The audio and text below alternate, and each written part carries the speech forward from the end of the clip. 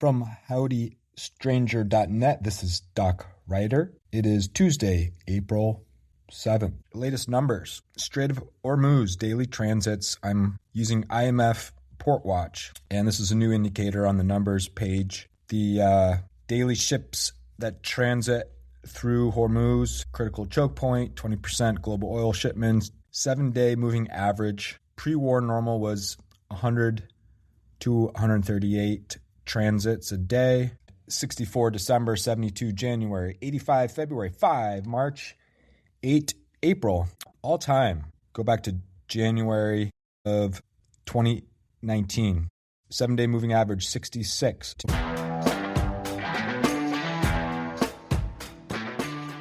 Will Trump be impeached? Kalshi says 15% by 2027, 68% by January 2028.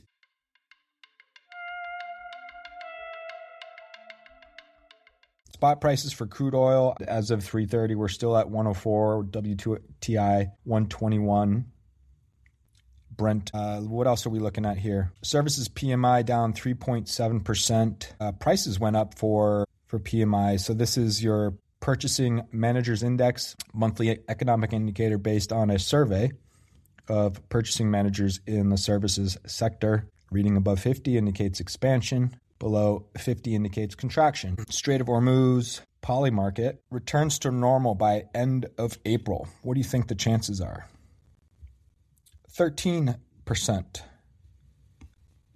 And normal is defined as 60, above 60 for that IMF PortWatch, which we said was 7 or 8. So we'll be watching that. Let's see, normalized by May 31st, according to Polymarket, 42% chance. And that is down from 65% March 31st. So some deterioration. Do we want to talk about Iran? What are we, 12 hours away from Bridge and Power Plant Day? 1996, Congress passed Illegal Immigration Reform and Immigrant Responsibility Act 97-3. President Bill Clinton signed it into law. The bill strengthened border enforcement, mandated employer verification, explicitly prohibited non-citizens from voting in federal election. Sound familiar? So we have this H.J. Res. 152 proposing an amendment to the Constitution of the United States to ensure only citizens are eligible to vote in federal elections. From Representative Laurel Lee from Florida, referred to House Committee on the Judiciary.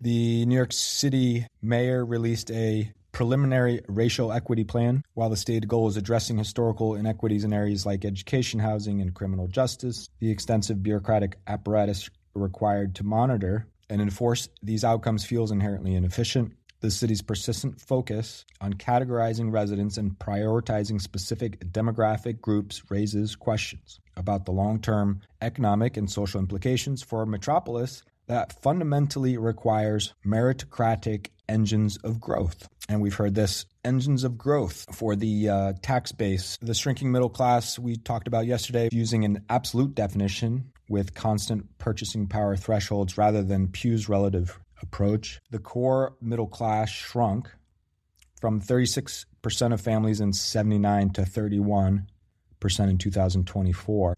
But the upper middle class tripled from 10% to 31%. Meanwhile, those below the middle class fell from 54% to 35%.